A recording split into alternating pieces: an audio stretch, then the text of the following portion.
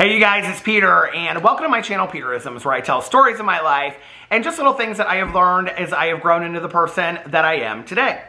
And I brought the Melody Beatty books with me today. I brought the same 4 books that I always bring with me, and I'm going to get right into it. So, let's see what the Meditations for Living in Balance has to say to us today. It's January 17th. Very calm, peaceful evening. How are you guys doing? I have my coffee right here. It's currently 8:28 p.m. My husband is upstairs in bed looking at TikToks with the dogs. I was supposed to be having my literature group right now tonight, but it got canceled. So I thought, why not some meditations? All right, January 17th, hellos. I don't like the word stranger. It doesn't fit for me anymore. The more centered I am in myself and the more connected I feel, it just doesn't fit. Connie. The word stranger conjures up some foreign and frightening images. When we see people as strangers, we assume that they are different from us and that we have nothing in common with them. The truth is that most of us are more similar to each other than we are different. As human beings, we have great, wonderful differences that are rich and exciting, and we are also very similar.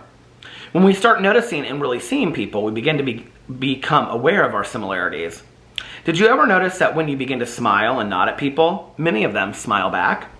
A simple hello goes a long way toward establishing feelings of connectedness between oneself and others. Probably the most exciting and important aspect of starting to say random hellos is that we begin to change inside. We begin to feel happier. We begin to like ourselves better. And we just may start sensing more positive energy coming our way. Loneliness is a decision and a state of mind. We have a choice. Start saying random hellos and see what happens. I love this meditation. And, you know, I've talked on here a lot about having social anxiety. And I've talked a lot about it on my Peter Does Stuff video. I did a whole dedicated video over there. I've talked tons about it on my vlog. And it's interesting because I was talking about this party that we went to this weekend on my vlog. And I was saying that one of the things that I have learned to do when I go into social situations, because it's not that my social anxiety is any better, it's just that I've learned tools to work through the social anxiety and to be able to enjoy myself, which I did. I had a great time, you know. But one of the things I've learned is that when I get there, that is always the most fearful part to me, is like walking in someplace and not knowing what to expect. And when I go into social situations now, I try to go up to people that I don't know and say, hey, how are you? Or, you know, hug or shake the hand of people that I do know, and introduce myself so that I know everybody that's in that situation, you know, if it's a smaller situation. And I do that with going to meetings, and I do that just, you know, with my friends, if there's somebody new, whatever the situation is. And I try to be the one that takes the awkwardness out of the situation, you know, and then I do feel a little bit in control of it, because I feel like, okay, well, now I've gone out of my way and, you know, met this person and whatever. Not out of my way, but you know what I'm saying. And so, and then I feel a little bit more at ease. I like to say hello to people that I just randomly see on the streets. You know, if you watch my review videos, you know I like to talk to the people at the drive-thrus, you know, and joke with them. And I enjoy interacting with people, and that has been something that I've really had to work towards, you know, in the last couple years and all of that. I also think, you know, we never know what somebody is going through in a day. I think often we wait for other people to smile at us, or we wait for other people to say hello to us. When the reality is, it's, you know, this is not a competition. Who can say hello to who first? You know, who can, you know, be the more loving, kind person to the other person? And I think if we start from that point of view, we're going to see the world from that point of view, you know, and we're going to be met with that as well. And so, yeah, I love this meditation. I think it's great meditation to just step outside of our comfort zone, you know, pick our head up off the ground when we're walking, say hello to people. I feel like we just move past each other in this world without, you know, saying hi to each other. It's interesting. So I'm going to share this one here.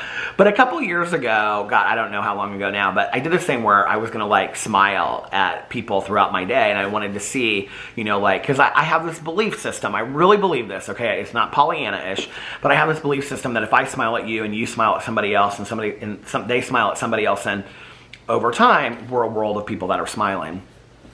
And I like that concept. But I found very quickly that not many people like to smile. In fact, they just kind of look the other way sometimes, But there were those that smiled and were like, hey, how are you? People, complete strangers, And I feel like in stores and restaurants in the world, we move past each other, and we just aren't very friendly to each other anymore. I feel like it's, kind of something that's gone with time, is this idea of being neighborly and being friendly to one another. And it's really within us, if we do that. So I love that meditation. All right, I just looked down, and this was the first one, the language of letting go. Let's see what it's talking about today. Let's see if it's something that I want to read. January 16th. Acting as if. Okay, this is a good one. I know I've read this one on here before. Acting as if, January 17th. The behavior we call acting as if, can be a powerful recovery tool. Acting as if is a way to practice the positive. It's a positive form of pretending. It's a tool we use to get ourselves unstuck. It's a tool we make a conscious decision to use. Acting as if can be helpful when a feeling begins to control us. We make a conscious decision to act as if we feel fine and are going to be fine. When a problem plagues us, acting as if can help us get unstuck. We act as if the problem will be or already is solved, so we can go on with our life. Often, acting as if we are detached will set the stage for detachment to come in and take over. There are many areas where acting as if, combined with our other recovery principles, will set the stage for the reality we desire. We can act as if we love ourselves until we actually do begin to care for ourselves. We can act as if we have a right to say no until we believe we do. We don't pretend we have enough money to cover a check. We don't pretend an alcoholic is not drinking. We use acting as if as a part of our recovery to set the stage for our new behaviors. We force ourselves through positive recovery behaviors, disregarding our doubts and fears, until our feelings have time to catch up with reality. Acting as if is a positive way to overcome fears, doubts, and low self-esteem. We do not have to lie. We do not have to be dishonest with ourselves.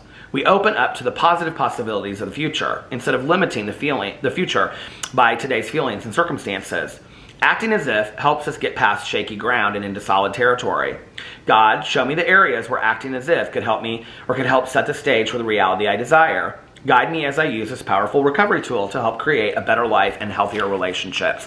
And it's such a fantastic meditation. I like in here where it says, there are many areas acting as if, combined with other recovery principles, will set the stage for the reality we desire. We don't pretend we have enough money to cover a check. We don't pretend an alcoholic is not drinking. We use acting as if as a part of our recovery to set the stage for our new behaviors. And so what it's saying is that, and this idea of acting as if is something that, that I learned my first few days of sobriety. It's not lying. It's not pretending that something's not bothering you. It's putting one foot in front of the other. If you lived in a perfect world, okay, like let's say if you're going through a breakup, right, and you're really struggling. It's like you can hardly go to work, you can hardly get out of bed, you don't really want to talk to anybody, right? Well, if in a perfect world, 3 months down the road, 6 months down the road, you were over that to some degree, or you had moved through the pain, what would that look like for you? What would your day look like? That you got up, that you went and had lunch with your friends, that you took a shower, that you got dressed. Acting as if is not pushing away the feelings. It's being real and honest about those feelings. It's leaning out to your support group and those people, if you're in recovery, a sponsor or a counselor or family and friends, and talking to them about what's really going on inside. Journaling, meditating, praying, those kinds of things. All those skills and tools that we have. Acting as if is in our daily life, putting one foot in front of the other, as if we're 3 months down the road. And what happens is, because we don't know how we're ever going to get there, but staying stuck in one place and not putting one foot in front of the other, not allowing ourselves to grieve the loss of that relationship or whatever relationship it is, staying stuck sometimes will be there forever if we don't put one foot in front of the other. Acting as if allows us to kind of see a future for ourselves as well, because you have to ask yourself, well, what would that look like down the road, right? But it's not lying to ourselves. It's not pretending. It's not being in a relationship. It's like, it reminds me of the book Codependent No More. And if you read the book, the first few stories are all mostly about people that are partnered with alcoholics. It's not being in an and there's one story where I remember, the woman goes and buys the liquor for her husband and basically says, you're going to have this to drink, and then of course he leaves and goes to the liquor store and whatever. It's not like acting as if there's no problem here. Everything's fine, everything's fine. It's not that. Have you ever had an everything is fine person in your life? Like, I dearly loved my Aunt Kathy, but she was very much like an everything is fine kind of person, you know? As long as the house looks pretty and the dinner is set and all that kind of stuff, then everything's fine, well, you know. But I think it's kind of like looking really face forward at what's going on and not ignoring it, but then acting as if, because you have to go on with your life, you know, what are you going to do? And so it's like, have you ever heard the saying, faking it till you make it? It's kind of, what would that look like for you? And I'm not talking about like, you want to be rich, so you go out and you know, max out your credit cards on Louis Vuittons and everything that would look like a rich world to you, you know, like in this fantasy rich world, what would that look like? That's not faking it till you make it. Faking it till you make it is doing the work, okay, you know, on yourself consciously and talking to people and journaling and all those things I said, but then putting your one foot in front of the other, taking a shower, getting ready for the day. What would it look like if I was, you know, doing better, you know? If I lived in a house where my, you know, husband or wife or whatever, you know, wasn't actively drinking and actively acting out, what would that look like, you know? And what do I need to do? Like, okay, well, the kids would be fed and they would be doing their homework and then going to bed and we would be happy. So those are the things that we need to do so that we can push forward, because we're not going to allow the outside in. We're not going to allow ourselves to be horribly negatively affected by that. But you also have to do the work, and the work is working with your counselor, your sponsor, or going to, you know, meetings, whether that's, you know, 12-step programs or 12-step programs for friends and family members of addicts and alcoholics or whatnot, you know, or whether it's just journaling or whatever you're going through. But I think that acting as if, you know, is a really great tool that we can use for a couple of days. Definitely not for months on end, you know, definitely not. And it's not about being fake and phony and lying about the condition of your life. It's not about that at all. For me, it's really always been putting one foot in front of the other, you know, to help me get out of this rut and start moving through the pain. That's what it is for me. Anyway, let me know what you think about those meditations in the comment section below. I love you guys, and I'll see you tomorrow. Bye.